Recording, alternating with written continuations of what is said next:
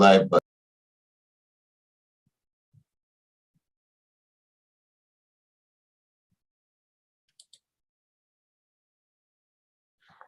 good morning, good afternoon, good evening, everyone around the world. You're welcome to another event in the African Literature Association's lecture series for the 2021-2022 academic year. My name is Akin Adeshokon. I teach comparative literature and African cinema at Indiana University, Bloomington. And it's been my pleasure in the last year and a half to moderate this series in collaboration with my colleagues in the Executive Council of the Association, including Matt Brown of the University of Wisconsin at Madison, and James McCullough of William and Hobart College in Geneva, New York. The series began last year as an initiative of the association, and it has continued to receive the support of the Executive Council this year, particularly of the current president, Mohammed Kamara of Washington and Lee University, who is a co-organizer of the series. Today's event is in the format of a panel of speakers featuring Anne Adams, Garrey Denney, Joseph McLaren, and Wendy Wilson-Fall, 4 distinguished scholars of African literature and African studies in general. The title of the panel is, "Where are the Black Diasporic Scholars in African Studies?" I shall introduce the panelists in turn momentarily, but after saying a few words about the topic, very few words. The panel is convened based on the observation that the interest of Black scholars from the US, the Caribbean, Canada, and the UK in African studies, in African literature and African studies in general has been in decline. Considering that the conception of African studies and modern African identity in general came out of the exertions of African American and Afro-Caribbean intellectuals, Marcus Garvey, Du Bois, George Padmore, and several others, this state of things is worth addressing, we think. We do acknowledge that history does not stand still, and that priorities of each generation change according to the given circumstances. So this panel is ultimately an attempt to understand our present circumstances.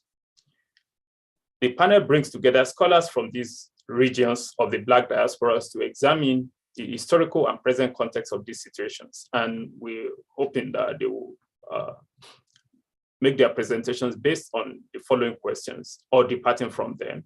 Like, what are the factors that are responsible for this decline? What ways are there to reverse the trend? And at what level of education can educators hope to undertake outreach efforts to renew interest in the study of African literatures and other forms of expression by a new generation of Black scholars? Our panelists are here to discuss this question. And I'll start with Professor Anne Adams, who is Professor Emerita at Cornell University Africana Studies and Research Center and Comparative Literature. She was served as a former president of the association, that is African Literature Association, and for 10 years as the director of the ALA headquarters. She is the editor with Carol Boyce Davis of Ngambika, Studies of Women in African Literature in 1986. And for a very long time, between 2005 and 2010, director of the W.E.B. Du Bois Center for Pan-African Culture in Accra.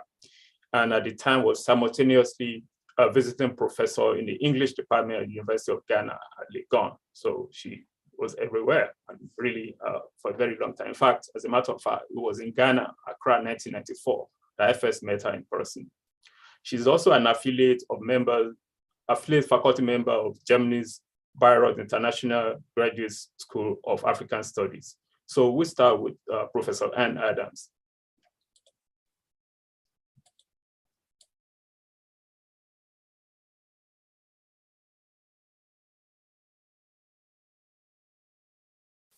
Thank you, Akin, and good morning, or good day, wherever you are. When Akin asked me about this, I thought, well, I don't know if I have anything to say. I've been retired for 16 years, but maybe that's exactly the position from which to have something to say. I want to start by just reminding us of a couple of events in African, in the history of African literary activity, cultural activity, and so forth. And I'm just going to do a quick, very brief screen share for a couple of moments. Okay, here are some dates or events and events in that I think we'll all recognize. This is the 75th anniversary of the founding of Présence Africaine. The journal and the publishing house was started soon after that.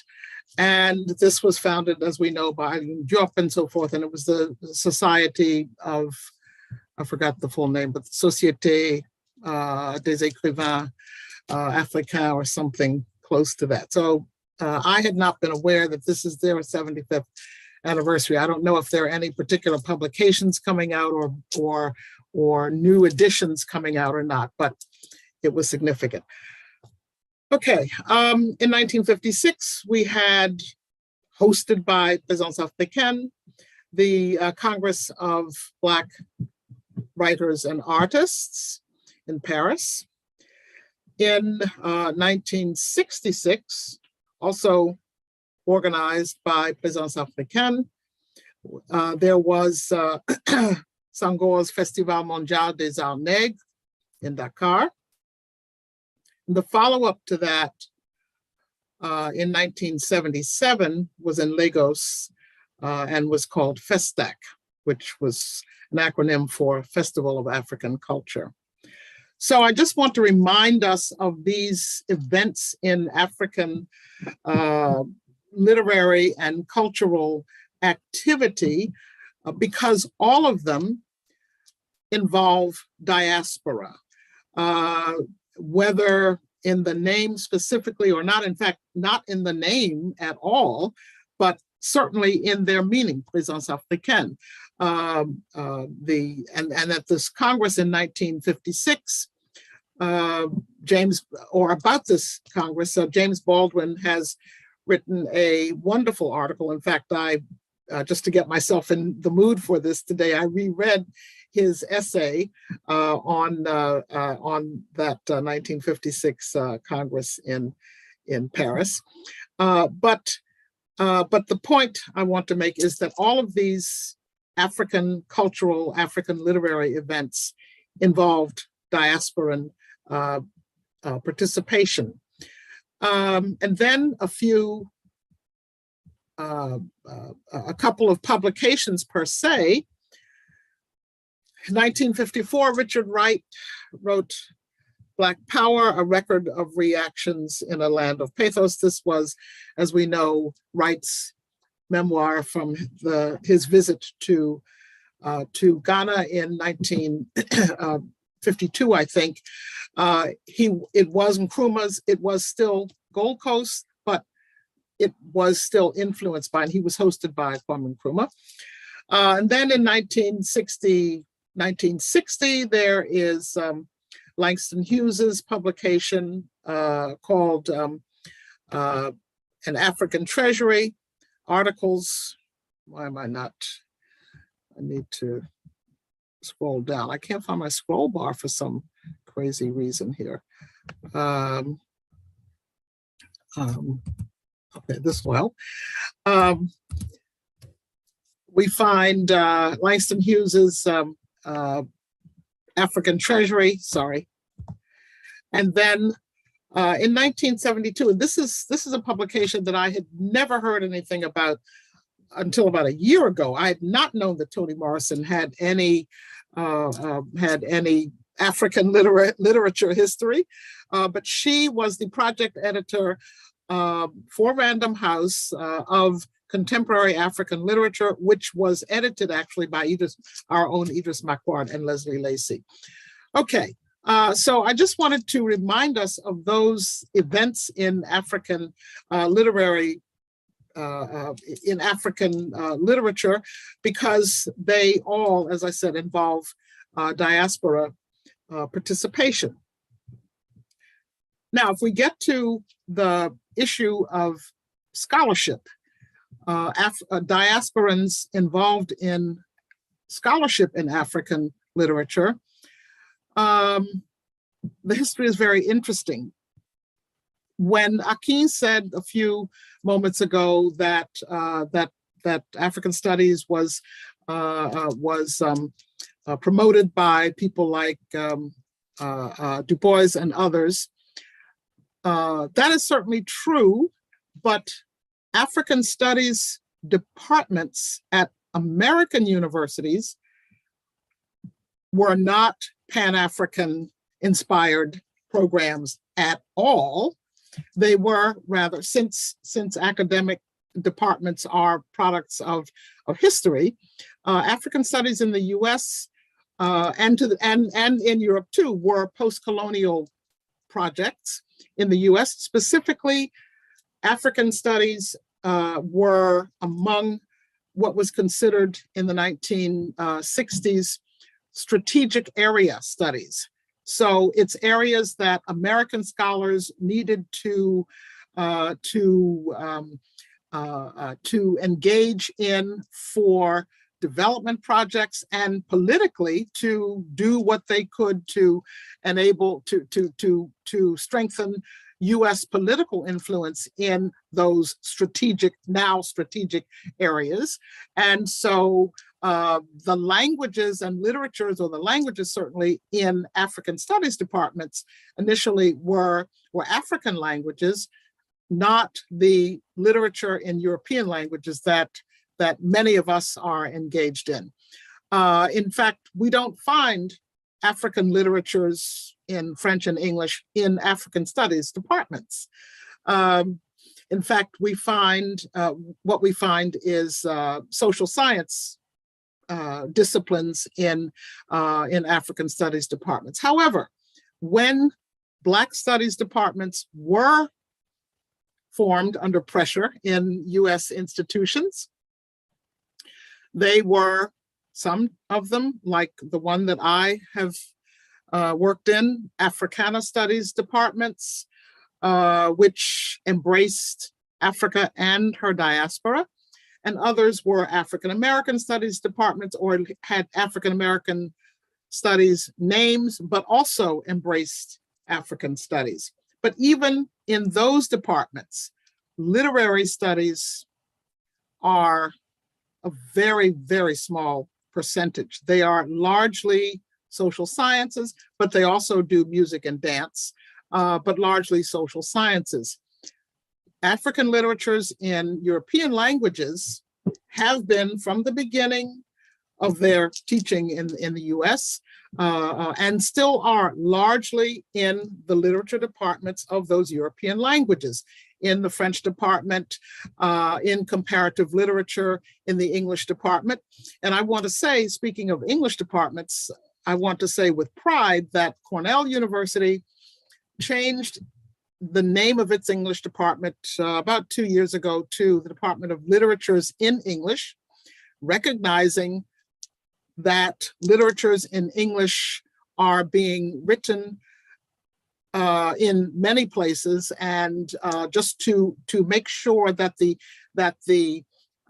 identity of that department reflects that and goes beyond Shakespeare. So, and I'll have to say with pride too that move was generated by Carol Boyce Davies, for sure, because she is jointly appointed between Africana Studies and Literatures in English now, and most likely also by Mukoma Wangugi, who is a member of the Department of Literatures in English. So my point is that most African literatures in European languages are taught in departments of those literatures themselves, that is the European languages.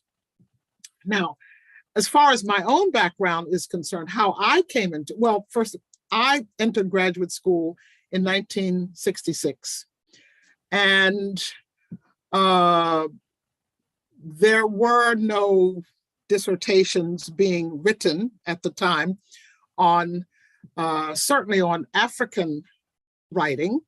There might have been some by that time on African American writings, for sure. Indeed there were and had been, but not on African writing. And besides, I did my graduate work in German. So I was not headed toward a dissertation on African literature in my German graduate program. However, through great luck, I ended up with having a suggestion made to me for a dissertation topic, which is what brought me into African and diaspora studies at all, and that was the language of enslaved speakers in the Virgin Islands, that is the Dutch Creole of the Virgin Islands. And so nobody in my department, of course, was prepared to advise this dissertation or had knowledge to advise the dissertation, but I had the great fortune of having an advisor who, once he saw my proposal, found it a justifiable and supportable proposal, and said, I don't know anything about this language, but the proposal is strong, and I will get you money to go to the Virgin Islands to do your field research, because I was doing folklore and language. So I was lucky, but I knew of fellow graduate students in other places and in French departments, for example. I remember one woman who had wanted to do a dissertation on Césaire, I think, and her advisor told her, quite frankly, there's nobody in this department who can direct your research, so she couldn't do it. So for most diaspora scholars of my generation, I am certain that that most of us did not enter graduate school already planning to write a dissertation on a Black writer or on Black literature. Maybe some did, but certainly when I entered, I didn't. Well, as I said, I was in German, but I did do virtually a master's in French as well. So that's how, and all Black studies programs got started like that. Somebody who was in history who wanted to do a dissertation on African history eventually became a historian of Africa and African Americans. So because Black studies departments did not exist. Now, academic departments are historically determined. And just as African studies in the US was initiated out of US political and economic interests, and there were government programs for learning the languages and so forth.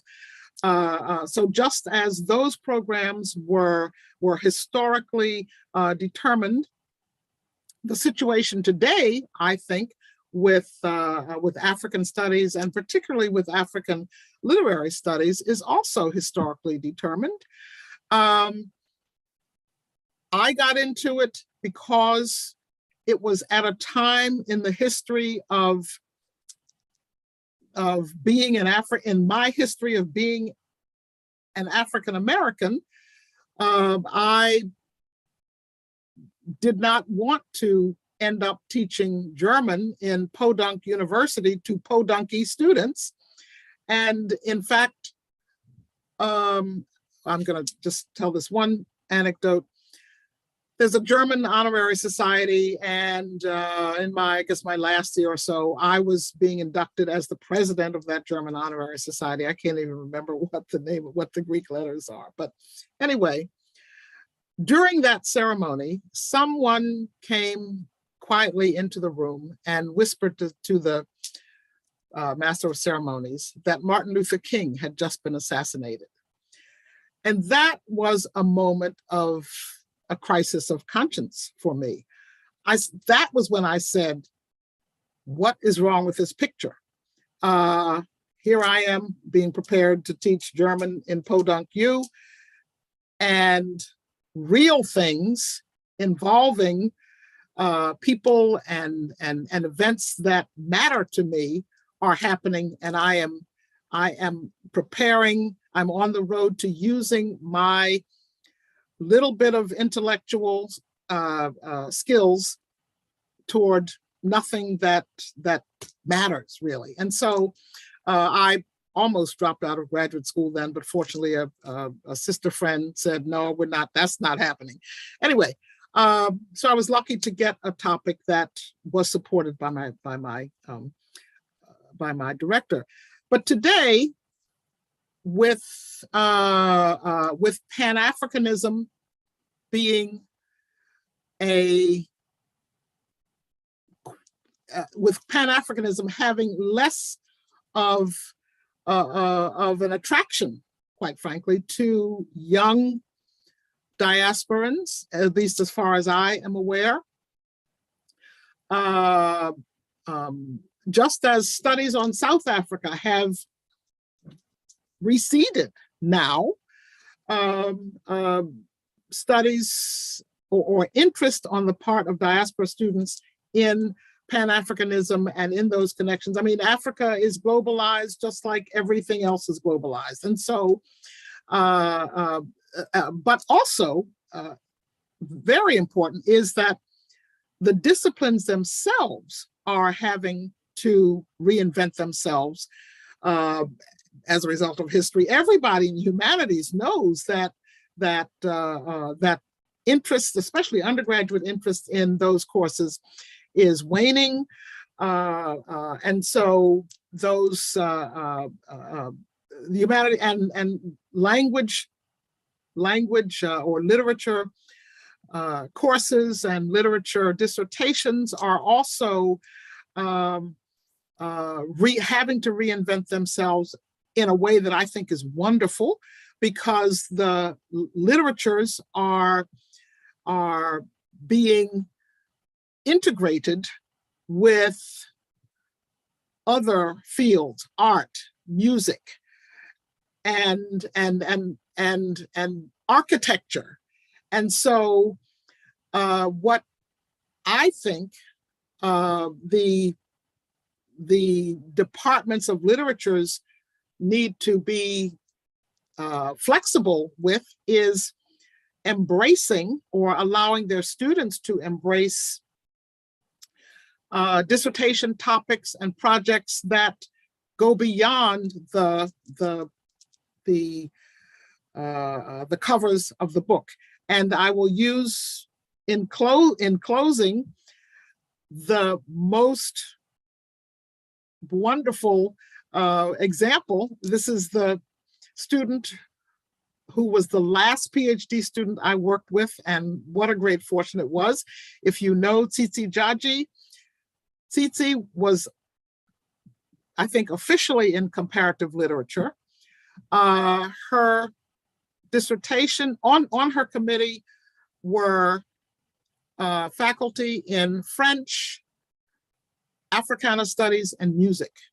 And there could have been someone from English as well. So because her dissertation was about the influence on African, modern African cultural performance from the diaspora. So going in that direction, which was a very exciting project. So the point is that attracting students, I think, to African literature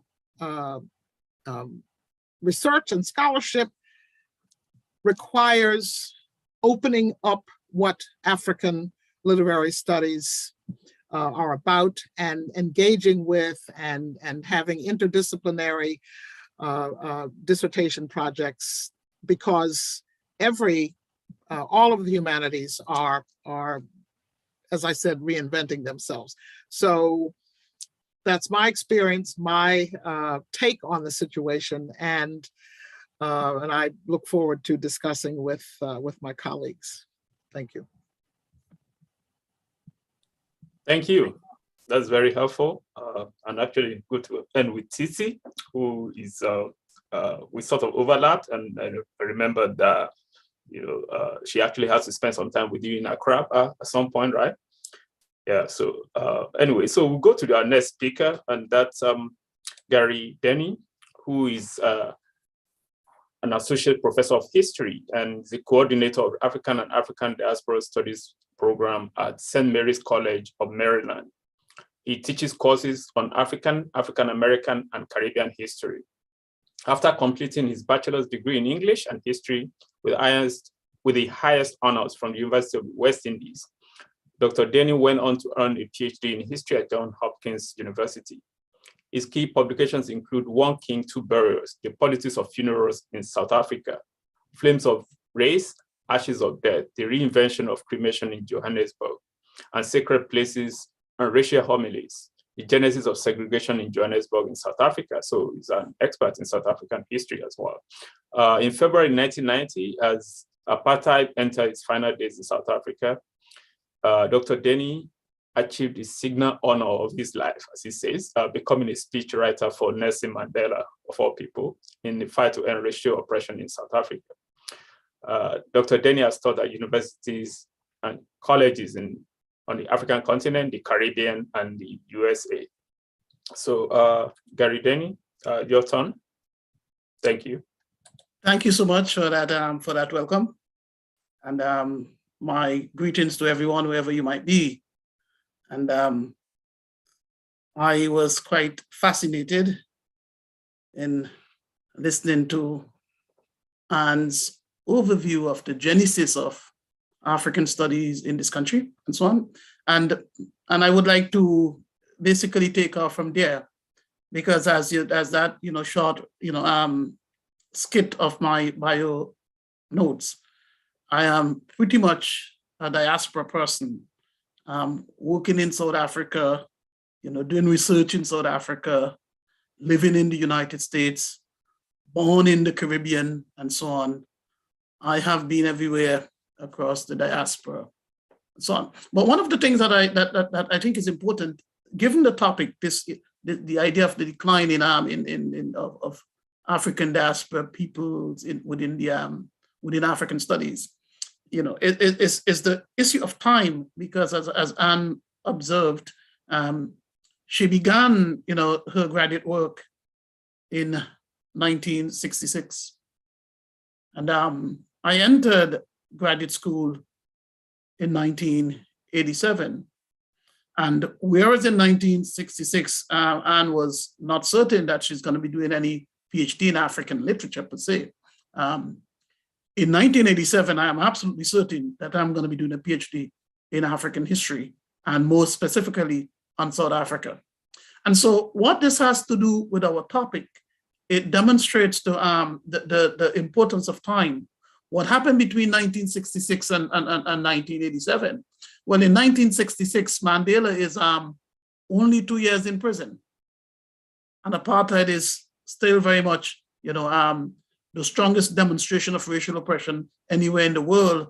Of course, in the United States, segregation is beginning to crack. But in South Africa, apartheid is enormously strong in 1966.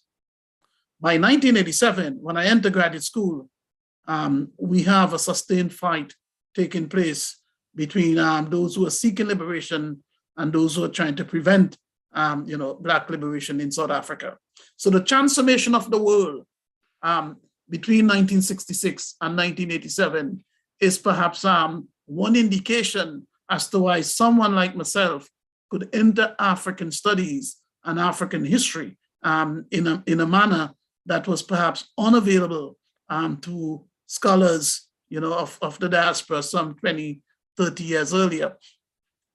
And in this vein, if you are in the Caribbean in the 1960s and 70s, I remember I was probably about 17 years old, and the year is 1978, and two young persons, probably in their early 20s, arrived in the Caribbean, and in St. Vincent. They were two in the Caribbean, but I'm from a very small island called St. Vincent, and they come to my class, and they have things to say.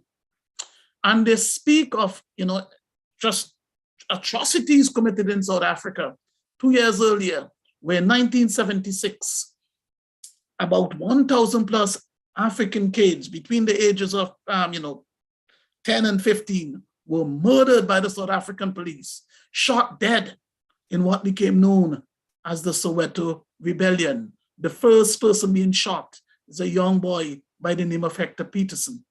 And so these were young South Africans touring the world, coming to the Caribbean, bringing this information to our vision. And so for me, I am listening and I am astonished at the stories I'm hearing, but I'm living in a world within the Caribbean that is sensitive to this kind of, these kinds of stories. We are within a musical environment where our singers, whether they are Bob Marley, Peter Tosh, Bonnie Wailer, Jimmy Cliff, other kinds of, performers, singing all kinds of songs and stories about oppression within Africa. And so you have within the Caribbean in the 1970s, a kind of greater sensitivity to what it means to be Black, what it means to be African, and a kind of accordance with the vision of Africans in South Africa and beyond, because also in the 1970s, it's not simply that South Africa has apartheid. All of Southern Africa is in fact under some form of white colonial rule, and throughout much of the 70s, that fight is taking place. So we are living in an environment, and I'm growing up in an environment that is hostile to Black oppression within South Africa and more generally the world. Okay, and so I end up going to the University of the West Indies, in Barbados. So I'm moving from St. Vincent and Small Island into Barbados, which is one of the host campuses of the University of the West Indies, and I take classes in African history. So the university is offering classes in African history. The university had been formed in 1948 as an extension of the University of London. But by 1984, when I'm at the university is offering classes in African history. Okay, and so I took these classes. And one of the most important classes I took was a class on the history of South Africa. And in taking that class, where at the time in 1984, South Africa declared a state of emergency in the effort to, again, control the challenge that Black South Africans, had been making to their oppression. And that challenge, was shown around the world. I was, again, enthralled, astonished. You could use any number of verbs at pictures of funerals in South Africa where people were transforming those funerals into moments of extraordinary resistance. And they were also being killed at the funerals. And within the Caribbean, we have nothing like that. There was nothing within our experience that, showed where a sacred kind of ritual, could become so politicized and so transformed into a battleground. And so that was quite interesting to me and so on. And so when I then left to go to Johns Hopkins University in 1987, that 20 plus years later, different from the experience of Anne, I knew fully well that what I'm going to do is African history. I could have chosen any kind of history, okay? But I was so much, I suppose, radicalized by what I'm hearing and learning and seeing about South Africa that it seemed to me then that the place I needed to be, the area I needed to study was Africa, and that South Africa had to be my first choice. I was fortunate in that regard because at Johns Hopkins, one of my colleagues, well, fellow students, and she's now a professor, at Cape Town University, and a white South African woman. And it turns out that she was a member of the African National Congress. At the time, the African National Congress was an underground organization, criminalized since 1960 at what had become known in South Africa as the Sharpeville Massacre, an earlier moment when white South African police, again, murdered peaceful Black people resisting apartheid. And so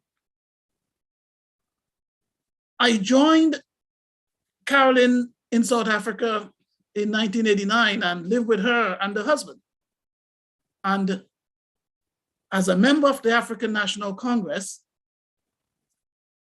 in 1989, you have a kind of, for me, an extraordinary fortuitous timing where the South African government had been, let us say, persuaded to contemplate the possibility of opening negotiations with the African National Congress to end apartheid. And in that process, they had released one of Mandela's comrades, Walter Sisulu. And Walter Sisulu had spent 25 years in prison. He had been in prison the very same time that Mandela had been in prison, but he was released, months earlier. So I am in South Africa, and the African National Congress and other kinds of liberation,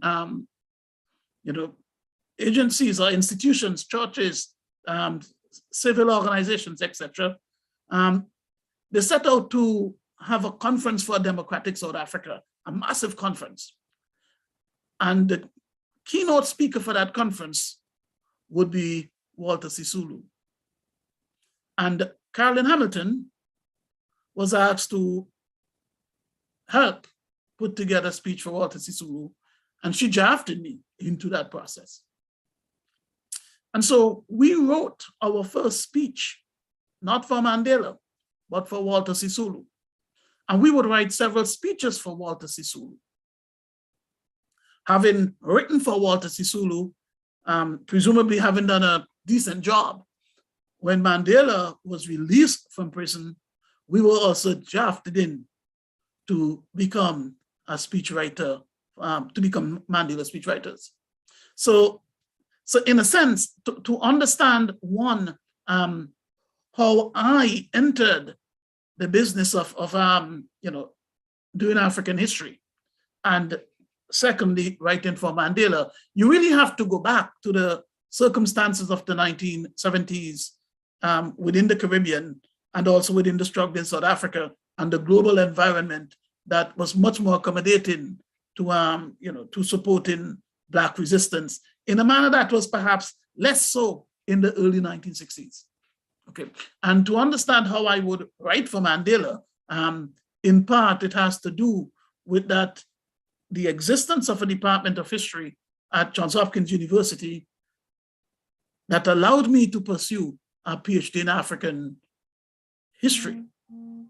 And fortunately at the time that thinking through what it means to be a scholar, how to become a scholar, sitting in that room with me is an activist, someone who was part of the fight against apartheid.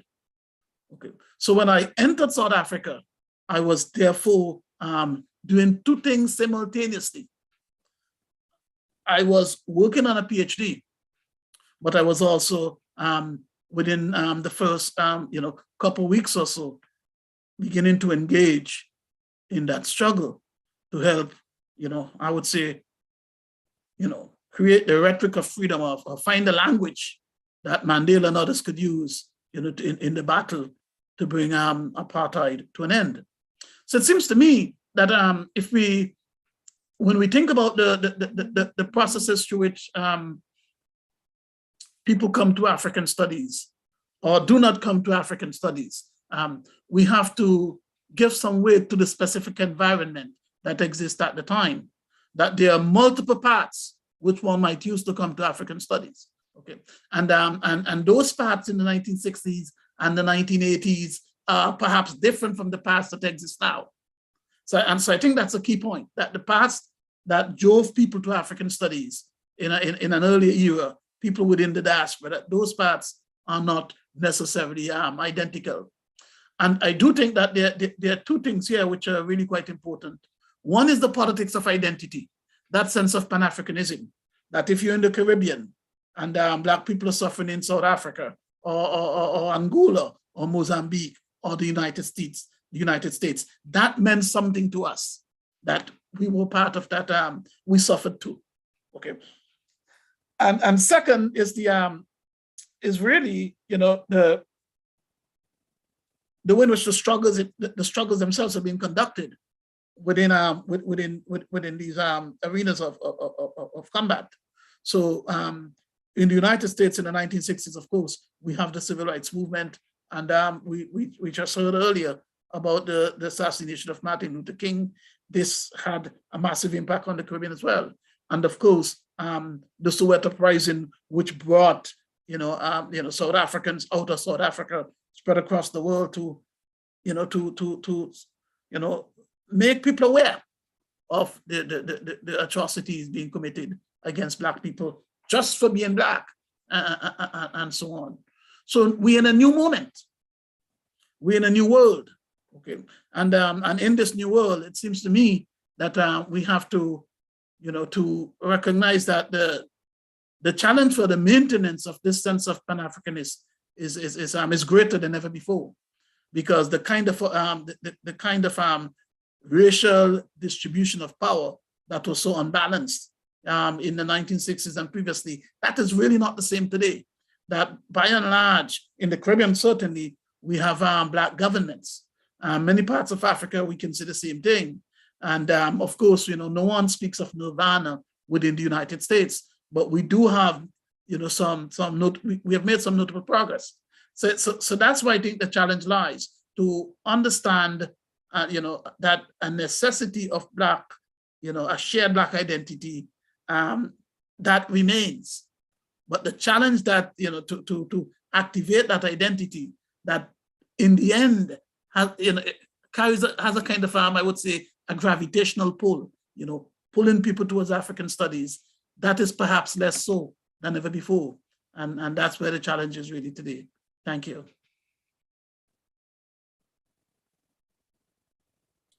Well, thank you so much. That was very quite interesting, and you ended on a very strong note. So I appreciate that. Next speaker is Professor Joseph McLaren, who is Professor Emeritus at Hofstra University in New York, where he taught. I think he retired. It doesn't look like the retiring type, but I guess he's done that. Where he taught African American and African literature for several years. His publications include a variety of articles on literature and culture. The author of Langston Hughes, folk dramatist in the protest tradition, 1921 to 1943. And in addition, he co-edited Pan-Africanism Updated and African Visions, both coming out in 1999 and 2000, in the year 2000. With the legendary jazz artist Jimmy Heath, he co-authored I Walk with Giants, which is Heath's autobiography. So he's really covered all the relevant grounds. So Joe, it's your turn. Thank you very much, Akin. I can relate very much to Anne's presentation and also Garrey's.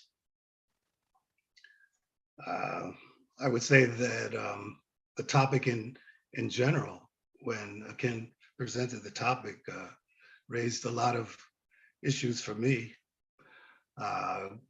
Thinking of what Anne said regarding the institutional foundations in African studies, I think this topic really has to address that from the academic perspective, but that it also has to consider the study of Africa in general by the general population, not just as an academic pursuit, but as an interest.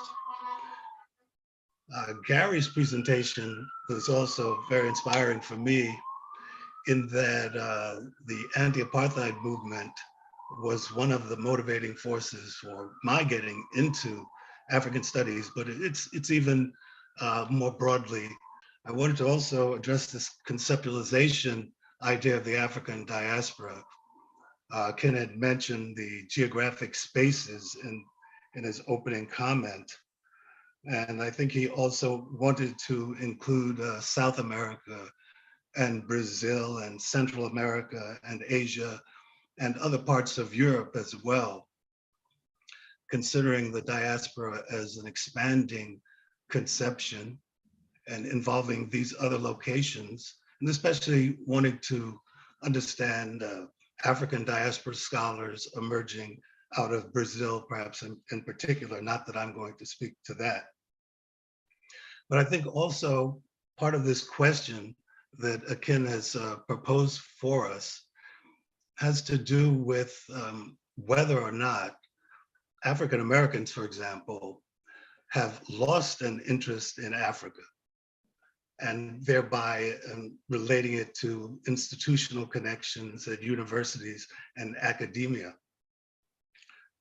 So I think Garrey's remarks point to that, the changing times, the movement from various generations, the baby boomers to the generations X, Y, and currently Generation Z. But I think the question still goes back to Du Bois's comments in The Souls of Black Folk and the warring souls, the pull, to borrow Garrey's term. I think I was also going to use that term, the pull of Africa in many ways, and how people can get involved in African studies or an interest in Africa. Again, I want to separate it into popular interest and academic institutional interest. The topic also reminded me of Kofi Anidoho's publication, Ancestral Logic and Caribbean Blues, because we see in that collection of poems this bringing together of diasporic spaces, of the major locations where he references Kingston and London and Harlem and perhaps Accra and Lagos and Johannesburg. So the idea of these diasporic spaces, I think we have to definitely continue to look at those spaces and how they are evolving in our understandings of diaspora. From the African American perspective, it's an ongoing relationship in that if we even go back to the Harlem Renaissance in these moments, when the interest in Africa kind of explodes, if you like, or there's a flowering of it, and there are various factors that lead to that. So County Cullen's poem Heritage, for example, where he talks about being 3 generations removed, and now we can even understand it as being 4 generations removed. So this distance from an African center, if you like, is something that is ongoing and persistent. But I would also like to raise the question about routes, and in addition to avenues or ways of getting to African studies, and the notion of the double route. For example, for African Americans, it has been the idea that Africa was the location of ancestral heritage and culture. Some may have called it atavistic, some may have called it a romantic yearning, but nevertheless, that was the heritage pull, that somehow one could locate oneself, one's ancestors, one's origins in Africa generally defined. Then scholars have informed us that Africa is an invention, that it is a construct, and that even African nations were constructed. So it raises quite a number of problematics in terms of identifying with an African center. But I also want to introduce the question of the new African diasporans, that when we think of African Americans in particular, we're thinking of those who have a legacy connected to enslavement.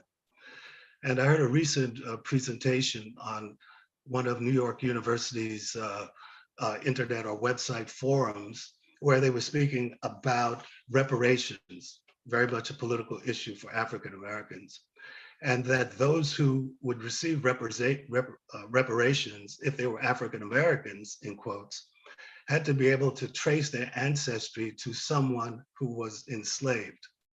So this question of definition of who are the diasporans, who are the African Americans, and I want to argue too, in bringing it up to generations Y and Z and the latter end of the 20th century and into the 21st century, that there is a new African American, or as Ali Mazrui had put it, the American African. And I'm referring here to those children and those who migrated to the US in the latter part of the 20th century from Africa, many of whom are colleagues in African studies and elsewhere, who are and who have children or offspring born in the US.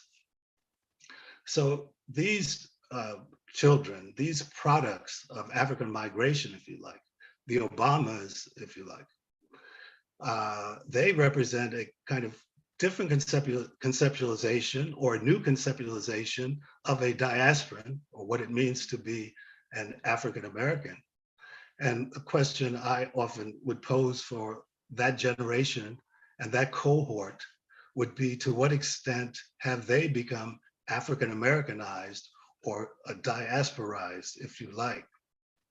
So we see this movement, this transition in many ways. We see it in popular culture, we see it in sports, we see the presence of the children of Africans who migrated in the NBA, in the NFL, in the NCAA sports, in television, in popular television series, in the Abishola series, just to name one, for example. So there is a new cohort, there is a new contingent of those, not to say that they are going to be in the numbers of those who trace their ancestry to enslavement, but we're not necessarily talking about numbers here in a certain respect, but we're talking about a sensibility or an attitude and an identification with being a diasporan.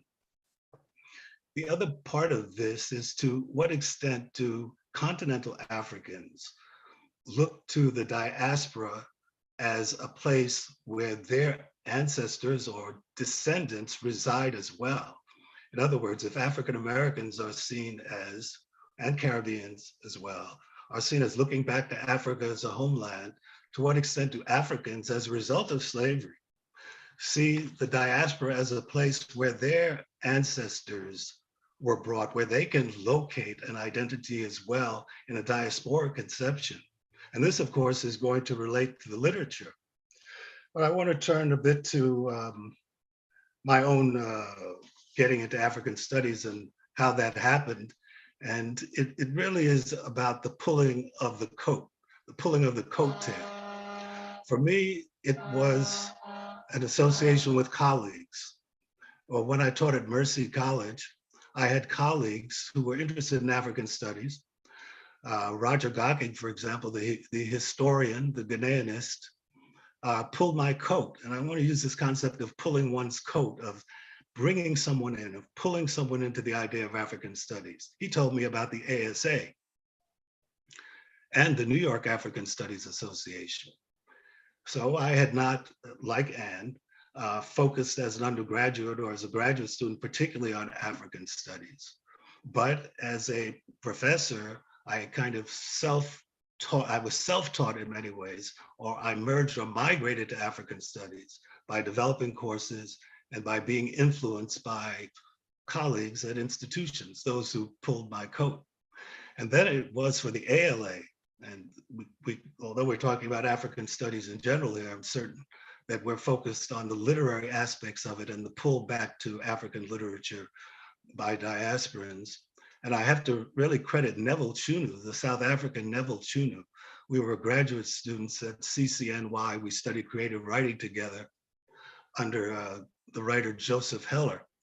And I bumped into Neville at an ASA meeting. I think it was in the mid 80s. And Neville said, well, you're at the ASA, you're not going to get very much of a focus here on African literature, come to the ALA. So Neville Chunu, a South African, pulled my coat, and along with my colleague Donald Morales, who also had an interest in African studies and African literature, we attended the ALA. And in Cornell, I think that was my first ALA, and that's where I met Ann Adams and so many other African Americans, mostly African American women I observed were members of the ALA at that time, and also South Africans, Ann Adams, Eileen Julian, so many others who I met there at that time, and the African scholars as well. And the focus and the interest and the pull there was, a lot of it was around South Africa. And in fact, the anti-apartheid movement and the South African scholars, as an African American, I could relate to their interest in anti-apartheid concerns and questions of race. So there was this political motive, and I think the political motive was very strong there. But I even want to go back a bit to undergraduate years and saying that the interest in Africa started as an undergraduate with Black student unions, the student movements to bring in African courses, African-related courses, Black studies, if you like. And in many ways, I think the challenge will be for the 21st century for regaining this interest in African studies, going back to those same kinds of motives.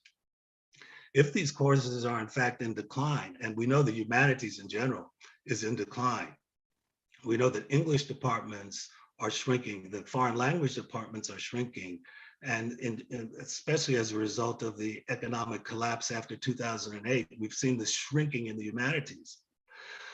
So my interest then, as Garrey was pointing out, is historically based. And it was based around that time of the anti-apartheid movement. And the ALA was quite motivated involving that. The writers like Dennis Brutus were there and many others. So literary studies and African literary studies became very attractive in the framework of the ALA because we could meet the writers. The literature itself has always been dynamic, and it continues to be dynamic with the new 21st century writers as well. So the literature itself does not seem to me to be the reason why people are not moving towards African literature in particular. It's not the literature, it's not the material. It has to do with the times, and I'll conclude sort of with that when I get to the end of the presentation. But I want to say that it does have to start really with undergraduates, if not before. It's going to have to start in primary school and secondary school, and encouraging this interest in Africa, generally speaking, before it becomes an academic pursuit, before one enters an institution. It has to become part of one's interest. For us in the 60s, it was heritage. It was very much about heritage and politics, but mostly about heritage. It was the connection to Africa because Africa was the source, even generally or broadly considered. It was the source of culture. So we had influences by cultural groups, African drumming groups. Dini Zulu, for example, who was an African American who studied in Ghana, who had a drumming group. And on campus, he helped organize African drummers, cultural groups, the movement towards Black courses. Some of my professors at Queens College, where there was a movement to bring along Black studies, were Carolyn Brown, the historian Carolyn Brown, and the political scientist Alem Habtu, the Ethiopian Alem Habtu. They were there on campus, and they brought us in many ways to this conception of heritage and African society and understanding what it was to speak to someone from the continent. So my roots go back to that as it relates to how I got into African studies. But I did observe the differences between organizations like the African Studies Association and the African Literature Association. But there were also other associations, the Caribbean Studies Association, the African Heritage Studies Association, ISOLA, the International Society for Oral Literatures of Africa, the African Heritage Studies Association was an offshoot of the African Studies Association. And these associations seem to me to have overlapping possibilities and overlapping constituencies. And that many of the, where are the diasporans, for example, they are in some of these other organizations as well. So it's not that we have organizational overload, but organizational overlap. I want to also mention another organization, ASWAD, Association for the Study of the Worldwide African Diaspora, which came into being through the efforts of Michael Gomez at NYU. And that organization is another example of how to generate interest in African studies, where professors who have African studies programs pull the coats of graduate students or begin organizations that allow for a continued interest on the professional level in African studies. So I've spoken about my interest and how it developed and those who helped me or ushered me into African studies. I want to speak about the writers too, in that the opportunity to be in the presence of distinguished writers like Chinua Achebe, like Ngugi wa Thiong'o, like Nawal el-Saadawi, that these writers, the ALA, Neruda Farah as well, I should mention, I don't want to leave out anyone else, Flora Nwapa, there's so many, that the ALA, over its history, was able to bring to its meetings. And this was an attraction. This was a way, one could say, to bring an interest to African literature by having these writers present and by allowing those who attended the conferences to interact with them, to take photographs of them, to take photographs with them, to communicate with them. It was the palpable presence of the producers of African literature. This was a major attraction. So the African-American presence was there in the ALA.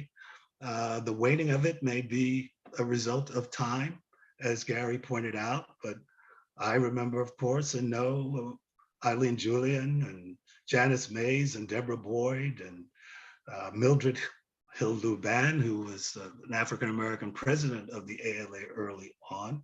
There were so many colleagues, white colleagues, Indian colleagues. The ALA was kind of a mix of many colleagues, but it allowed one to get into Africa in many ways without having to go to the continent. It's not to say that we didn't want to, because we did. My first trip to Africa was in 1970, getting to Morocco from Spain, because the pull from the undergraduate years was that one had to visit the continent. This was it. One had to somehow get to the continent to establish, even if it was tangential or general, a connection to the continent itself. So organizations like the ASA, but particularly the ALA, allowed you to have contact with African scholars, although you might not have it on the continent, but the ALA did allow for that too, by having conferences in Dakar, in Accra, in Johannesburg, and in the Caribbean, in Guadeloupe. So it allowed for this kind of interaction. So the factors, I want to turn to the factors responsible for the decline, and I think it's pretty evident. I mean, the humanities are generally in decline, so how should we say that relates to the study of Africa? Now, I haven't asked the African Studies Association, and maybe someone should, how are they faring under the present circumstances of decline? Because we know that that organization was propelled by certain factors that Anne spoke about in the beginning, that was not necessarily a heritage connection that inspired the organization to have its layout and its manner, so to speak, was not necessarily related to concepts of heritage. So the overall decline in the humanities. I looked at a recent study. I happened to see a study that said that African Americans in graduate school number to about 12% of total students in the US, that is, who are in graduate school. So there is a percentage, there is a number, if we're looking at graduate school as the feeder to institutional African studies. I don't know if we have the time to talk about popular interest in African studies or Pan-Africanism, but institutional interest certainly is going to relate to what's happening in graduate programs and undergraduate programs and the attractiveness of those programs, the pull factors, if you like, that will draw students into African studies. The literary aspect of it, of course, is related to the enjoyment and the interest in the literary craft. This is something that comes out of perhaps the disciplines of English or comparative literature or language disciplines where one reads the literature and therefore is drawn to literary studies. And literary studies then becomes the avenue for getting into African studies, if we want to put it in those broad terms. The overall decline, the relative presence of African diasporic scholars in higher education. We have to really look at what is and what has happened in higher education with the decline of tenure track appointments and the prevalence of contingent faculty, that this has narrowed maybe the avenues for graduate students considering professional careers in the humanities. Are the tenure track lines there? Are the appointments there? Are the jobs there?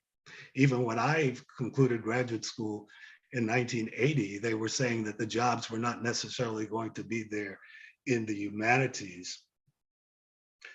The availability of graduate programs.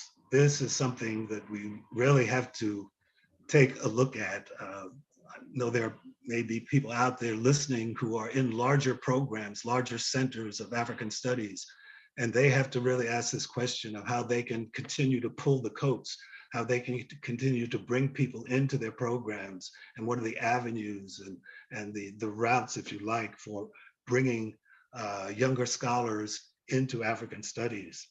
So it's really perhaps a desire, the desire to study Africa institutionally, professionally, and perhaps personally. And that these have to, in some way, have an interrelationship, but the avenues have to be there.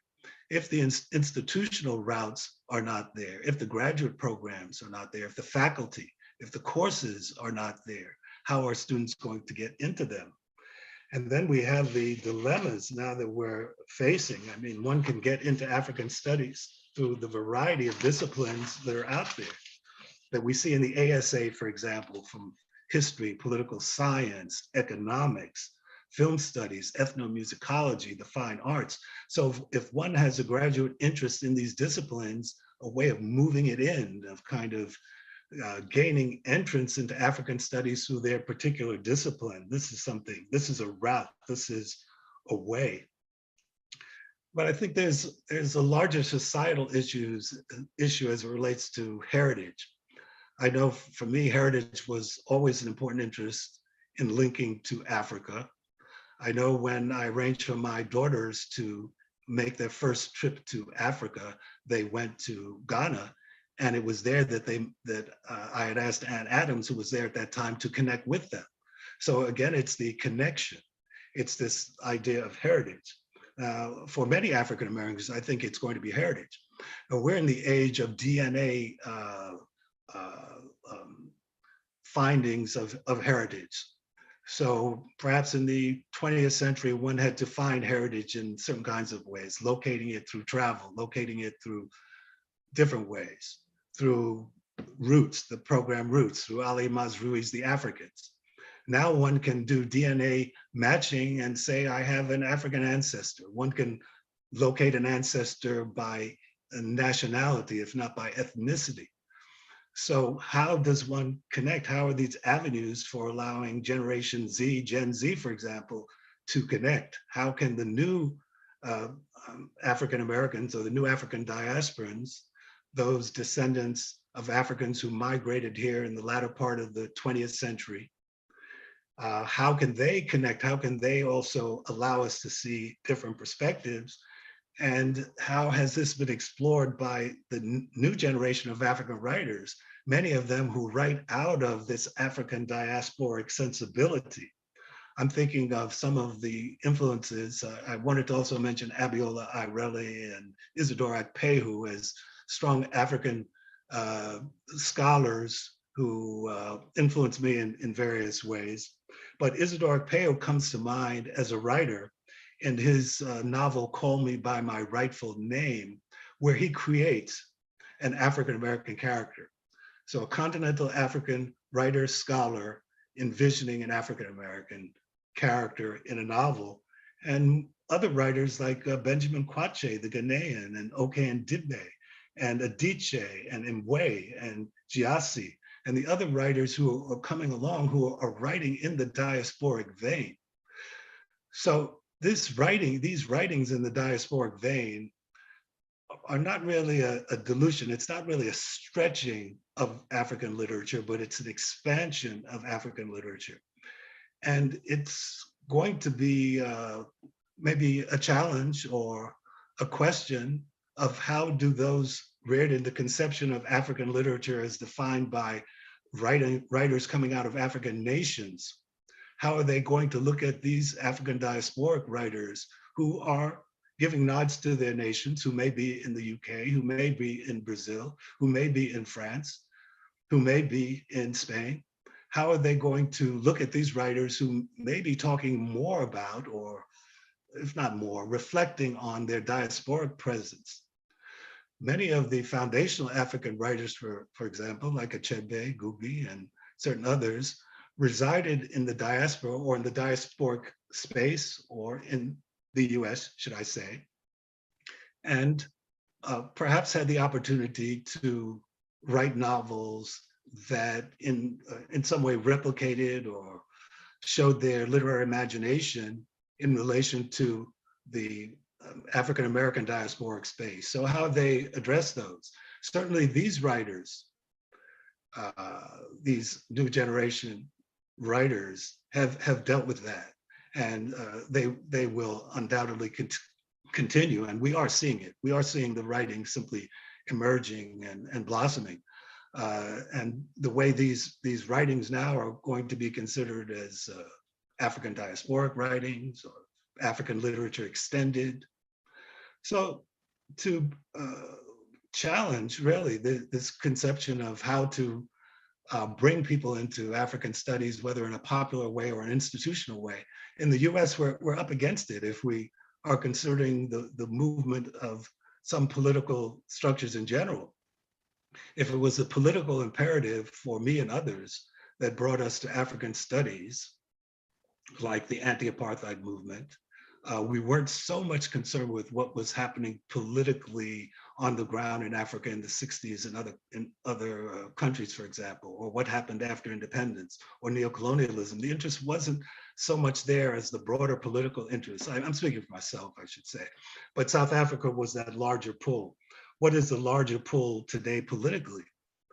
For diasporans, maybe it's the contemporary issues that are going on here in the US. George Floyd, Breonna Taylor, police authority. How do these issues now draw people into what's happening in the diaspora and how this can in some way lead us to African studies interests? That's, I think, is the question of how can we get to those interests? If it's about reading and studying Africa as African Americans, my heritage goes back to Jamaica. My parents were Jamaican, but I was born in the US and I was African Americanized. So not to use my example, but how are we going to get younger readers or the younger generation to have an interest in Africa if we find in the US, for example, this movement, this push towards a denial of heritage, of teaching about slavery, of the critical race theory conundrum and falsehood? How are we going to get around these issues? How are African scholars considering these issues too? Talking about the other routes, looking back to the diaspora from Africa and considering what's going on here. So I look at these really as some of the challenges. I think structurally, perhaps the ALA may want to look to the HBCUs. We know there are organizations like the College Language Association African American association, primarily involving literature. How can they be kind of spoken to or linked up with? And other organizations like ASWAD, sort of these joint conference possibilities. Anecdotally, perhaps the decline in interest could in some way be that the ALA particularly was not offering enough avenues as it related to Caribbean panels or African-American panels. But of course, this may be related to a variety of things. So as my time wound up, am I winding up? Okay, well, I want to wind it up. I want to say, I didn't see the alert, but if you're giving it to me now by a nod of your head, I will wind up. And I will say we have to continue to look at the new African diasporans as another avenue and continue to nurture through heritage and political engagement and interest in African studies. Thank you. Okay, thank you very much. It's a lot to unpack, and I'm hopeful that our audience are sufficiently engaged to take all these issues on board as when we get to the Q&A. So thank you again, Joe. We'll go to our final speaker, who is Professor Wendy Wilson-Fall, who is a social anthropologist, trained as a social anthropologist. She's a social professor and chair of Africana Studies at Lafayette College in Eastern Pennsylvania. Formerly a director of the West African Research Center in Dakar, Senegal. She was president of the board of the West African Research Association through 2020, from 2016 to 2020, that is, and remains an ex-official board member. Her research and writing concern themes of inclusion and marginalization in the context of pastoral societies in West Africa and ethnic minorities in the United States. So, Professor Wilson-Fall, your turn.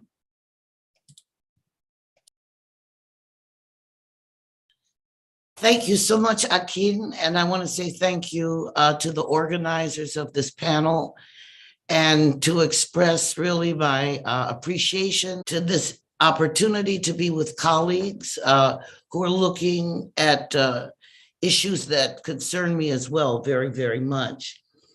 I also did not mention to you, Akin, that like Anne, I'm also a fellow of Bayreuth.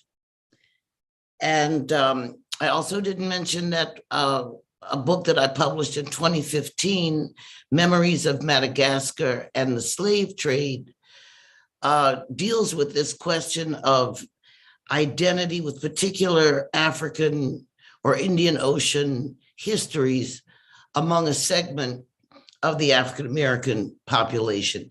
But I've tried to make my notes pretty succinct, so I'm going to get going. I agree with my colleagues about the issues and the importance of history, heritage, identification, and so forth. I want to talk a little bit more about what I see is happening right now. So one of those things, the first thing I'm going to notice and talk about is that we have a pipeline problem, which has already been intimated, but it's a great irony that now that we've established these programs of Africana studies, Pan-African studies, Black studies, and all these different associations, we have more associations and departments, and we have fewer students coming through them who are of African heritage. So I think that's a really important contradiction that we need to look at.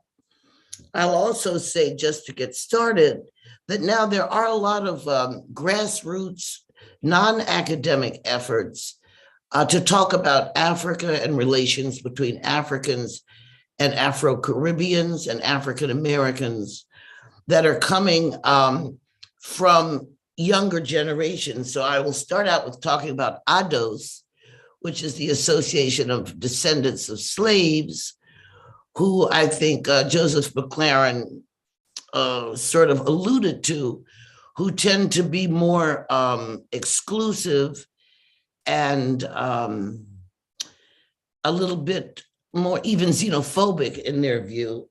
And then on the other side, you have the Blackfoot tribe, it's active online, which represents African Americans who want to travel a lot, some of whom, of course, are Afro-Caribbean descent.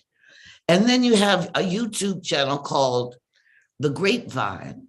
And The Grapevine is organized by a young woman of a Nigerian descent who calls together young people, mostly in their 30s, I believe, who are discussing this issue. So I think I really agree with McLaren that these grassroots or non-academic initiatives are really, really important. The next thing I want to talk about is a little bit about how, I got into this, not too much because it could go on for a very long time. But I'll start by saying my father was a director of foreign students at Howard University.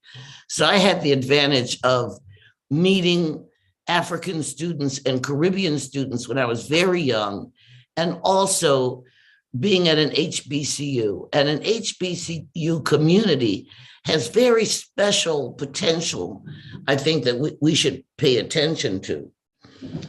I was lucky enough to join the African Studies program at Howard University, which was benefiting from a Title VI funding from the Department of Education. And because of that, I now speak 4 African languages: Hausa, Jerma, Pular, and Wolof, although right now my Wolof is better than the other ones because I use it more. What I want to talk about is the importance of institutions and community. When I was at Howard, I was lucky enough to meet Leon Damas, the poet, Kwame Ture or Stokely Carmichael. I studied under Suleiman Young. I met Bereket Selassie. I met Sterling Brown. I was able to chat all the time with Joe Harris. And later on, I met people like Idris Makard, who's been mentioned here before. So I think that community is really important. And some of the things that we're looking at really depend on a coherent, cohesive community that's reproducing these ideas and these thoughts and these reflections. I think that there are 4 major issues, some of which have been touched on, but which I want to go back to a little bit.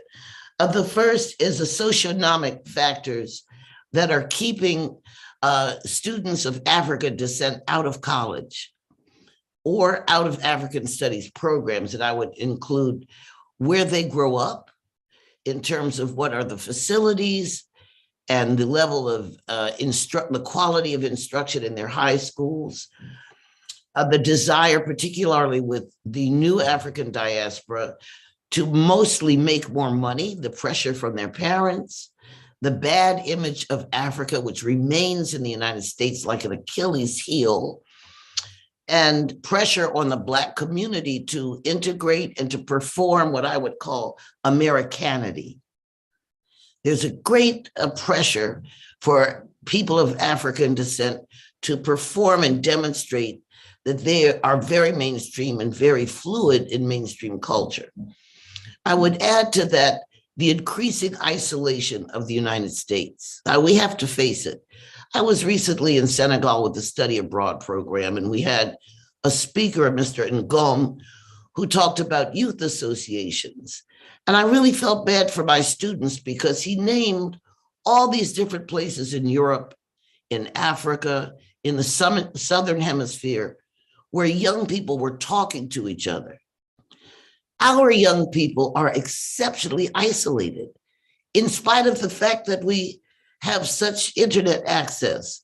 So we really need to look at this problem of, which is not a new one. I think back to the whole women's movement and how insulted African diaspora from the Atlantic diaspora, how insulted those women were when they went to Egypt and tried to participate and were told at this International Women's Conference that they really didn't understand post-coloniality and had no place in that discussion. So this increased isolation is bad news for us. The second thing is familial. I call Black Americans the historic Black community, so you know who I'm talking about. Both people from the historic Black community and from the new immigrant community are under great family pressure to join classic careers. On the other hand, for some people from historic Black families, in addition to the pressure to make money, there's very often an absence of parental support, whether that be financial or otherwise. Then I want to move to educational, which has been discussed quite a bit here. When you look at the high schools, you find very poorly trained teachers who know, in spite of Title VI programs that are paying for outreach, we still have a great weakness in American high school curricula when it comes to Africa, and an astounding lack of geographic study, an astounding ignorance of world geography in general.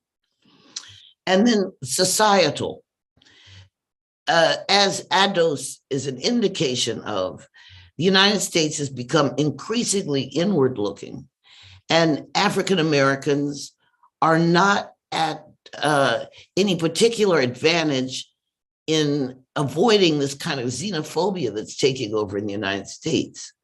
There's an overall disrespect and questioning of history and a continuing racial pressure from whites. Those whites who are in African studies do not really demonstrate any particular understanding of a special relationship of African Americans or Afro-Caribbeans to Africa, which, you know, as McLaren and Adams have talked about, is partially responsible to the history of how the African Studies Association came about.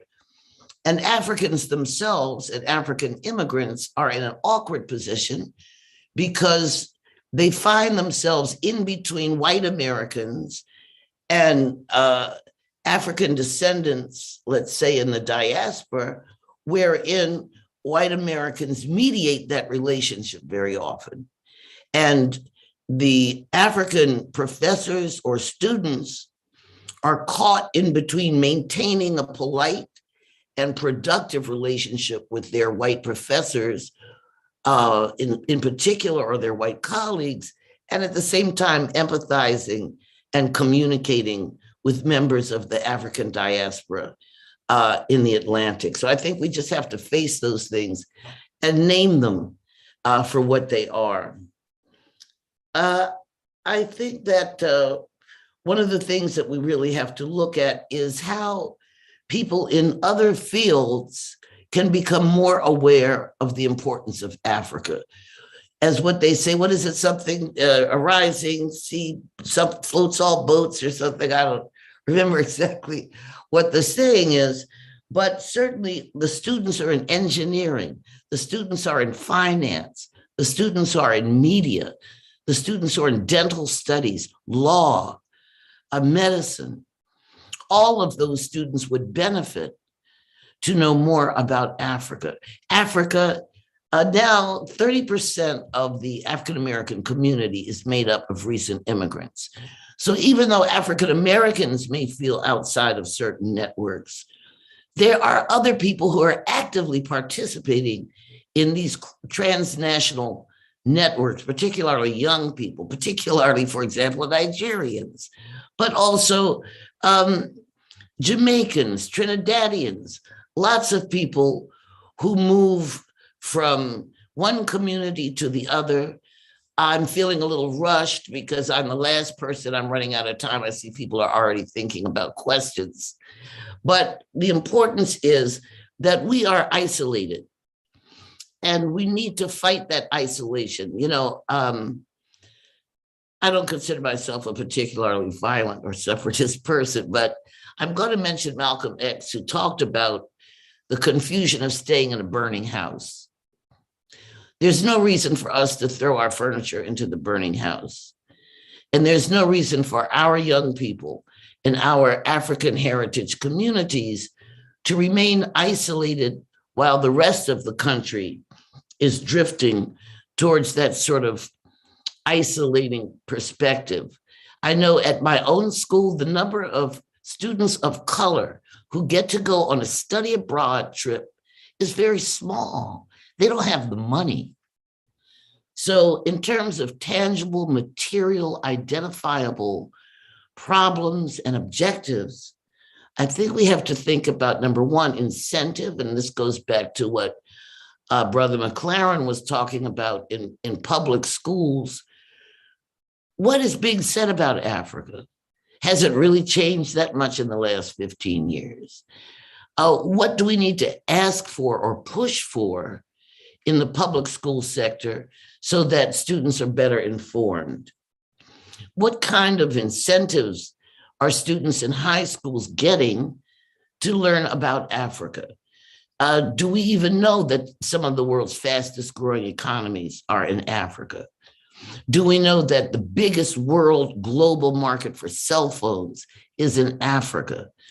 Do we know about the young filmmakers? We're only sort of surprised when we see all these people come from England and join our media industry as African Americans. But it's not impossible. You're talking about authors. I think about Mengistu and how he was able to translate the Ethiopian experience in Washington, D.C. I think about Teju Cole. I think about Selassie. And I wonder to what extent in diaspora communities are we talking about the definition of Afropolitanism? Are we part of Afropolitanism, or are we in the Atlantic outside of it? If we're outside of it, why are we outside of it? What about Felwine Sarr and his discussion of Afrotopia? Is that entering into our scholarly and programmatic discussions in terms of how we're looking at the future? I think that we have to engage this transnationalism, which is already happening outside of academia. It's certainly happening in music, whether it's Akon or Burna Boy and Davido. It's already happening. So in a way, a lot of what we pushed for is happening. But I think that those of us who are at academe still have so much more to contribute. In terms of children born of Africans in the diaspora, I want to say that I find that my students who are children of African immigrants have a fabulous cultural fluidity that should really inform, and I think it is already informing, the way people look at Blackness and whether or not being Black should ever be a trap or a prison. I'm talking about students who can speak Chilean and then 5 minutes later they're speaking absolutely like a historical Black American. One of my students pointed out that the African American culture is in fact the door through which most young people of color enter culturally into American society. So it is happening. And there are many people such as one of my students, her name is Fatumata, who is a social activist. There are several children of African immigrants who are active, as I'm sure everybody here knows, with the Black Lives Matter movement. So part of the problem is how we amplify this information and how do we reconnect with people who are outside of the campus. And I want to just close, because I know we're running out of time, with an observation about how, and I, for example, I know Howard French very well. I grew up with Howard French and I admire Howard French. I admire the 1619 Project. But it's very interesting to me that what is happening right now is that journalists are interpreting the scholarly work. The scholars are speaking with each other, and the journalists are the ones who are being more successful in getting some of these ideas to the public. And I think this is reflecting some of the pressures that higher education is under, and we're all familiar with what those pressures are in terms of its corporatization, in terms of the very narrow requirements of performance, We haven't even talked about film. We haven't talked about the big debate about video and virtual forms of narrative in the context of more historical ways of looking at literature, or the problem of oral literatures. All these things, I'm sure you're more expert in than I, because I am an anthropologist who looks at social process. But I just want to say that it's so ironic. Many of these things are already happening in ways that we didn't imagine. The challenge, as Professor McLaren said so clearly, how do we mine these different dynamics and use them towards the goal of improving, first of all, the general public perception of Africa? Do we need to have workshops for journalists? Do we need to ask for money for webinars every quarter?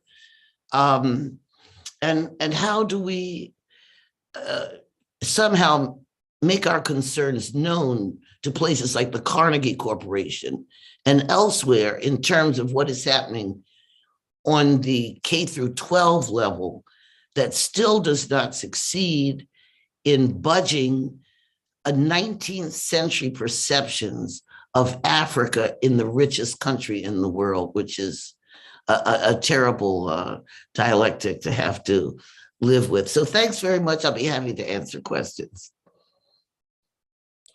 Okay, well, thank you very much. This also stimulating, and I thank all four of you for your generosity, the time spent on this.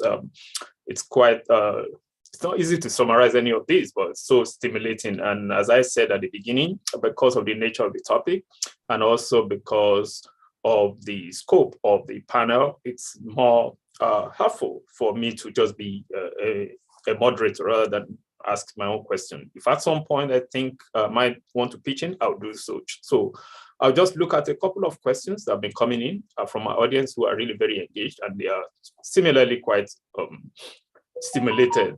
Mostly they've been making comments, encouraging comments, but there have been a few questions, and I would just like to share them with you. And I think at this point you can, in fact, maybe unmute your video so people can see you, and also audio. This is the time for all of us to be up here, and that's really fine. Thank you very much. So there is a general question, especially in terms of the comment on the increasing presence of descendants of African, or the so-called new African diaspora that was theorized by both Nkirunzegu and Isidore Opewo, who was mentioned earlier in their volume, The New African Diaspora. So the question that I think is just very generally applicable to everyone, and then there's one particular question for Professor Denney.